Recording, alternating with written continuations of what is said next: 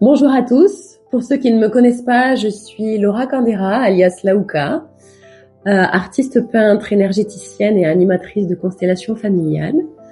Et mon propos premier est la reconnexion. La reconnexion à quoi? La reconnexion à soi. La reconnexion à notre vibration source, à ce que nous sommes profondément et à tout ce qui nous entoure. Et dans ce podcast, nous allons aborder donc cette thématique, cette grande thématique de la reconnexion, au travers de plusieurs thématiques, de plusieurs idées, de plusieurs pensées, d'outils également que je vous partagerai. Aujourd'hui, nous allons aborder la thématique de porter sa voix.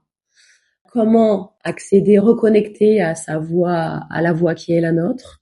Et ensuite, comment la porter, comment l'incarner et comment la partager. En fait, plusieurs personnes m'ont posé cette question, surtout pour les personnes qui ont connu mon parcours, qui m'ont demandé mais comment t'en es arrivé à devenir artiste peintre et à devenir thérapeute. C'est vrai qu'en fait, moi, je ne viens pas du tout de ce milieu-là, ni du milieu artistique, ni du milieu énergétique, spirituel, thérapeutique, etc., etc. Première fois que j'ai pris les pinceaux, c'était en janvier 2016.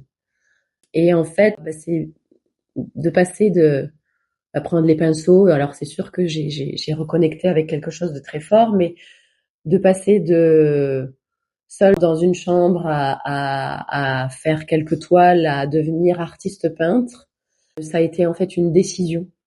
Il y a quelque chose en fait qui s'est posé en moi, qui s'est dit, en fait ça c'est fait pour moi.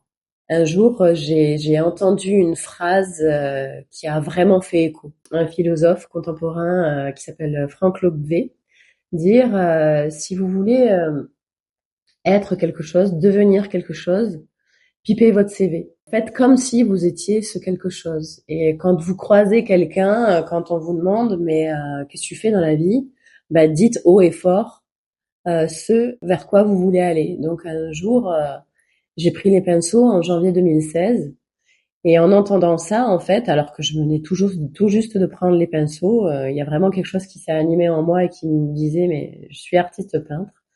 Et en fait, quand je croisais des gens dans la rue, la première des choses que je disais quand on me posait la question mais qu'est-ce que tu fais dans la vie?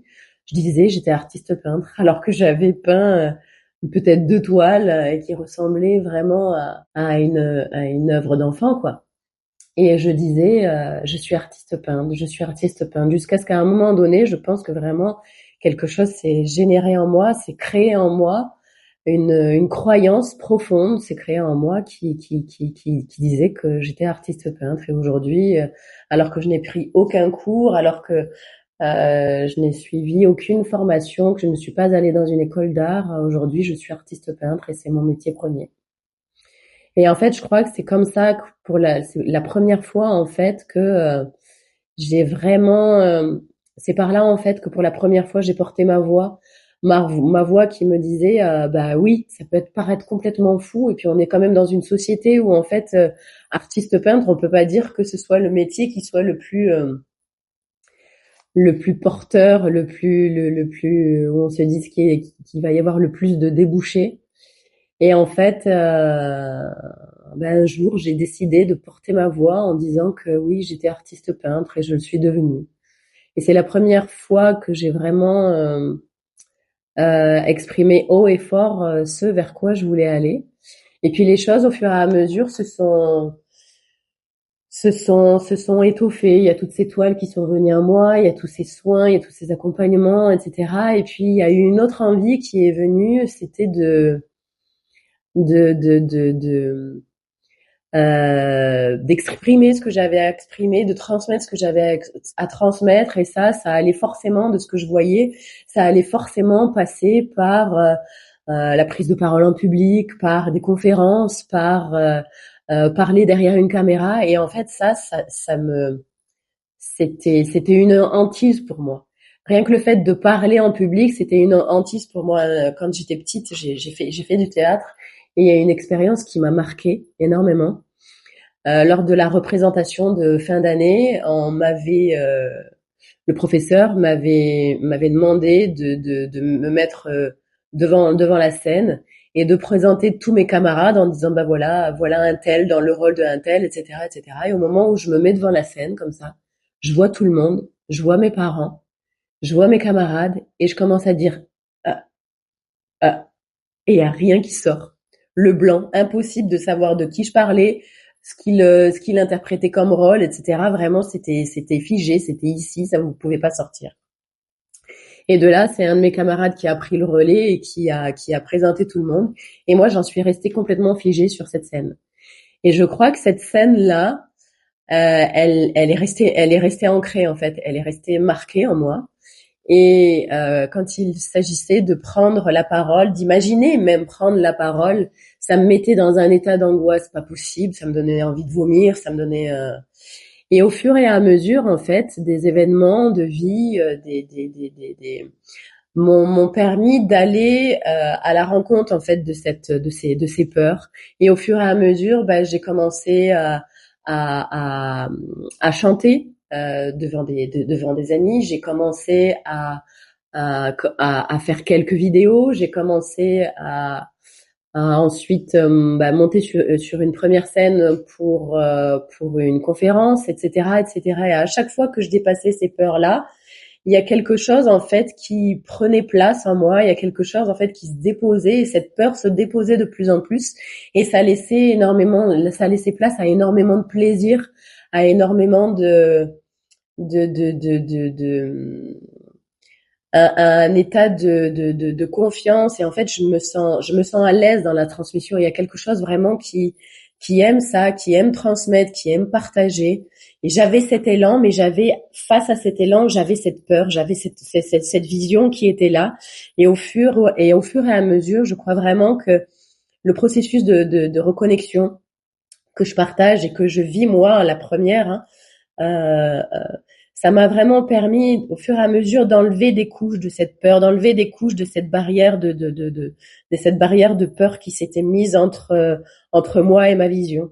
Et aujourd'hui, bah, je suis là. Aujourd'hui, je suis là face à une caméra, je suis là face bah, à un public derrière et je me sens à l'aise dans cette transmission, je me sens l'envie d'aller encore plus loin, d'exprimer des choses sur scène, d'exprimer des choses, de chanter sur scène, d'exprimer des choses face à un public, etc., etc.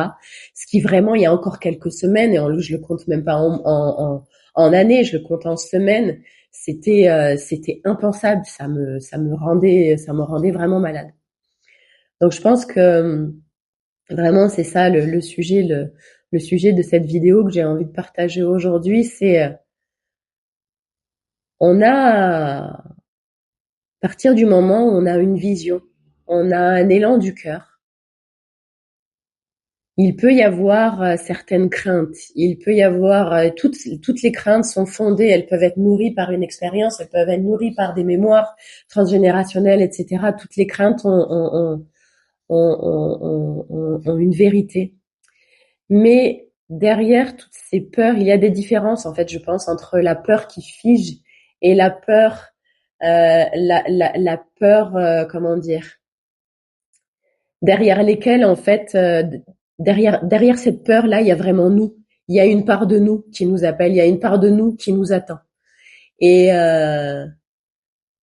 je pense qu'on peut le ressentir en fait, la distinction entre ces différentes peurs. Ces peurs de bah, par exemple, je vais sauter en parachute. Ok, bon, ça me fait flipper, mais est-ce que ça m'anime? Est-ce que, bon, voilà, c'est une peur de mourir, etc. Mais derrière, est-ce qu'il y a quelque chose qui m'anime vraiment? Est-ce il y a quelque chose qui me fait grandir? Oui ou non? Bon, bah, ok.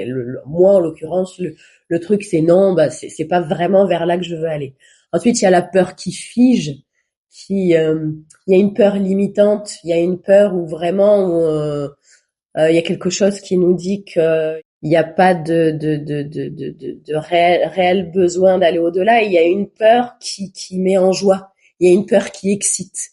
Il y a une peur qui dit, ah ouais, ça me fait vraiment, vraiment flipper. Mais quand je pense au fait de dépasser cette peur, mais il y a tout mon enfant intérieur, en fait, qui s'anime, qui est en joie, ça bouillonne en moi. Bah ça, en fait, ces peurs-là, c'est vraiment celle qu'on est amené à dépasser. c'est celles derrière lesquelles en fait il y a les plus grands cadeaux. Et le plus grand cadeau, c'est nous. Bon bah voilà, le premier épisode de ce podcast est terminé. Merci beaucoup de l'avoir écouté jusqu'à la fin. Donc ici, vous allez retrouver régulièrement du contenu en lien avec la reconnexion, du contenu qui sera à la fois informationnel où je vous partagerai des expériences personnelles, mais également des expériences vécues par les personnes que j'accompagne au quotidien. Vous y trouverez également des outils, dont des voyages de reconnexion, qui sont à la fois des voyages méditatifs, mais également euh, des portails vers une reconnexion et un soin personnel que je publierai régulièrement ici. Vous pouvez me retrouver également sur différents réseaux comme Facebook et Instagram. Vous retrouverez les liens en description. Et si ce contenu vous a plu et que vous souhaitez le partager, n'hésitez pas. Et s'il vous a plu, n'hésitez pas également à mettre un like qui me permettra de continuer à vous offrir ce contenu régulièrement qui pourra nourrir votre processus de reconnexion. Je vous dis à très bientôt. Belle fin de journée ou belle fin de soirée.